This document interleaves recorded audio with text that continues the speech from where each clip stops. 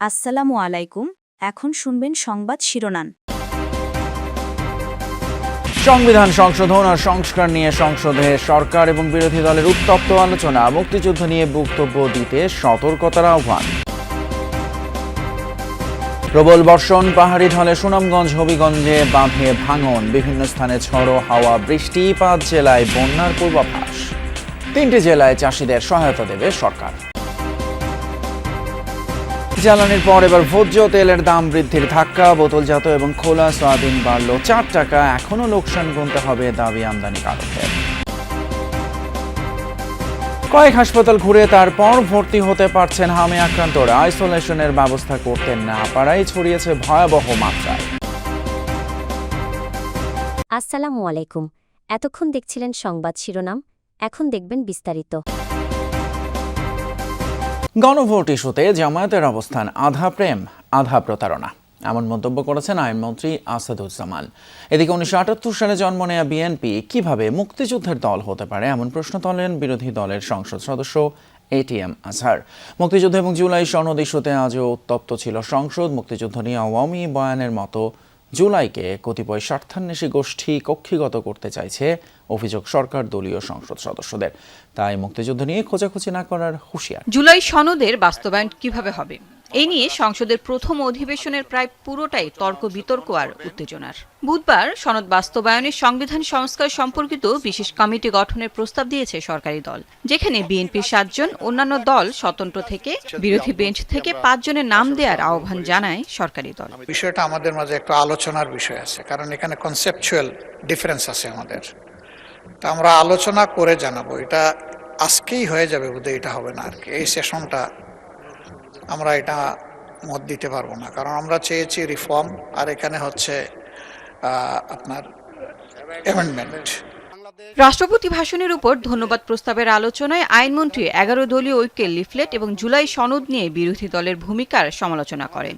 বলেন, সনদ থেকে গণভোটকে বিচ্যুত করা হয়েছে, যা সংবিধান ও আইনের সঙ্গে প্রতারণা। আমাদের অর্থনৈতিক যে মেরুদণ্ড ভেঙে গেছে, সেই মেরুদণ্ডকে কিভাবে সোজা করতে পারি, এ সময়ে কথা বলার কথা ছিল। আমাদের জুলাই যোদ্ধাদের স্বপ্ন কিভাবে বাস্তবায়ন করতে পারি, কিভাবে বাংলাদেশের ভুখা নাঙা মেহনতি মানুষের পাশে দাঁড়িয়ে বাংলাদেশের আগামী ভবিষ্যৎ আমরা তৈরি করতে পারি। অথচ আমরা কথা বলছি কি নিয়ে? গণভোটের 4টি প্রশ্ন নিয়ে। জুলাই ইস্যুতে বিএনপিকে নিয়ে মিথ্যাচার করছে বিরোধী দল, এমন অভিযোগ সরকারি দলের সংসদ সদস্যদের। বলেন, সনদের প্রতিটি অক্ষর বাস্তবায়ন করবে বিএনপি। মুক্তিযুদ্ধের আওয়ামী বয়ানের মতো জুলাইকেও কতিপয় স্বার্থান্বেষী গোষ্ঠী কক্ষিগত করে ফায়দা নিতে চাচ্ছে। চেতনা বিক্রি করার না, ধারণ করার বিষয়। নজর দেব আবহাওয়া পরিস্থিতিতে। সাগরে লঘুচাপের প্রভাবে দেশের বিভিন্ন জেলায় বুধবারও বৃষ্টি হয়েছে। অনেক নিচু এলাকায় দেখা দেয় জলাবদ্ধতা। 5 জেলায় বজ্রাঘাতে প্রাণ যায় 9 জনের, এর মধ্যে পটুয়াখালীতেই মারা গেছেন 4 জন। উজানের ঢল আর বৃষ্টিতে হাওড় অঞ্চলের অবস্থার অবনতি হচ্ছে। চট্টগ্রাম, কক্সবাজার, মংলা এবং পায়রা সমুদ্র বন্দরকে 3 নম্বরে স্থানীয় সতর্ক সংকেত দেখিয়ে যেতে বলা হয়েছে। এছাড়া মৌলভীবাজার, নেত্রকোনা, সিলেট, হবিগঞ্জ এবং সুনামগঞ্জের নিম্নাঞ্চলে বন্যার পূর্বাভাস দিয়েছে সতর্কীকরণ কেন্দ্র। গেল কদিন ধরেই কখনো হালকা কখনো মুষলধারে বৃষ্টি হচ্ছে সুনামগঞ্জে। সেই সাথে আসছে ভারত থেকে উজানের ঢল।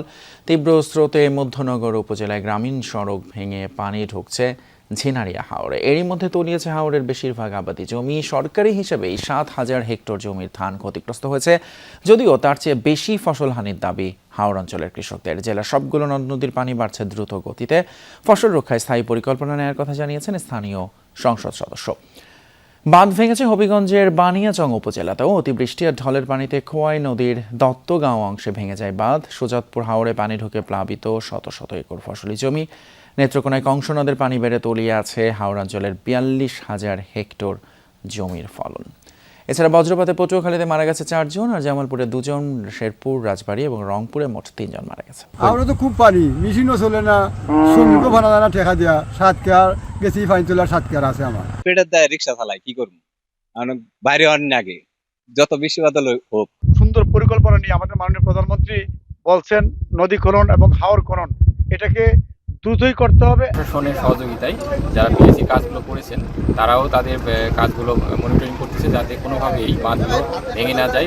হাওর বেষ্টিত 3 জেলায় ক্ষতিগ্রস্ত কৃষকদের আগামী 3 মাস সহায়তা দেবে সরকার। জাতীয় সংসদে প্রশ্নোত্তর পর্বে কথা জানিয়েছেন প্রধানমন্ত্রী তারেক রহমান।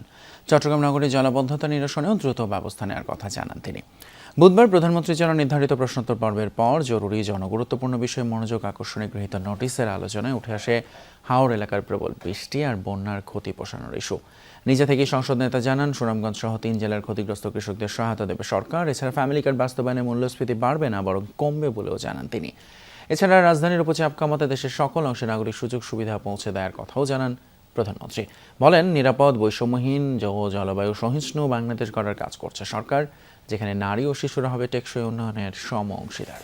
লিটারে 4 টাকা বাড়ল সয়াবিন তেলের দাম। খোলা তেলের নতুন দাম 179 টাকা, আর বোতলজাত সয়াবিনের দাম নির্ধারিত হয়েছে 199 টাকা।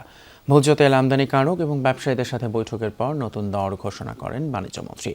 ইরান যুদ্ধের ডামাডোলে যখন জ্বালানি তেল নিয়ে দেশ জুড়ে হাহাকার, সরবরাহ সংকটের অজুহাতে বাজার থেকে উধাও হয়ে যায় বোতলজাত সয়াবিন তেল। আন্তর্জাতিক বাজারে দাম বৃদ্ধির কথা বলে প্রতি লিটার সয়াবিন তেলের দাম 12 টাকা বৃদ্ধির প্রস্তাব দেয় ভোজ্য তেল পরিশোধন কারখানার মালিকদের সংগঠন। বুধবার সচিবালয়ে সংগঠনটির প্রতিনিধিদের সাথে বৈঠক শেষে প্রতি লিটার সয়াবিন তেলের দাম 4 টাকা বাড়ানোর সিদ্ধান্তের কথা জানান বাণিজ্যমন্ত্রী।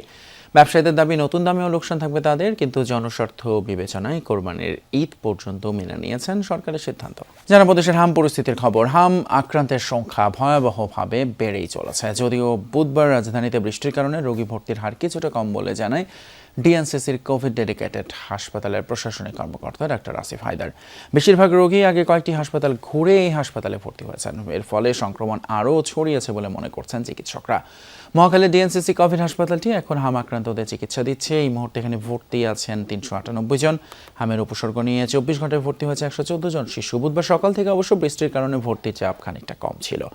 ঢাকার বাইরে বিভিন্ন জেলা থেকে হাম আক্রান্ত হয়ে শিশুরাও ভর্তি হয়েছে এই হাসপাতালে। তবে বেশিরভাগ ক্ষেত্রে চিকিৎসার সমন্বয়ের ঘাটতি দেখা গেছে, কারণ দেশের বেশিরভাগ হাসপাতালে হাম আক্রান্তদের জন্য আলাদা ব্যবস্থা করা যায়নি। ডিএনসিসির এই হাসপাতালে এখন পর্যন্ত হাম আক্রান্ত হয়ে মারা গেছে 16 জন।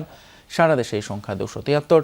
মৃতদের অধিকাংশের বয়স 2 বছরের নিচে এবং তাদের টিকা দেয়া ছিল না বলে জানান চিকিৎসকরা। এদিকে হামে আক্রান্ত শিশুদের 74% কোনো টিকা নেয়নি এবং 14% মাত্র 1 ডোজ টিকা নিয়েছে বলে জানিয়েছে স্বাস্থ্য অধিদপ্তর।